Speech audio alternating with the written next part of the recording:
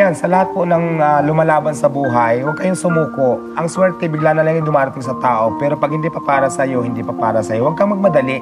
Dating din yung panahon na dating din sa'yo ang swerte. Kung may pangarap ka sa buhay, gawin mo na, aksyonan mo na. Kasi walang imposible, maabot mo yung pangarap mo kung nilalagyan mo na ng aksyon, ginagawan mo na ng aksyon.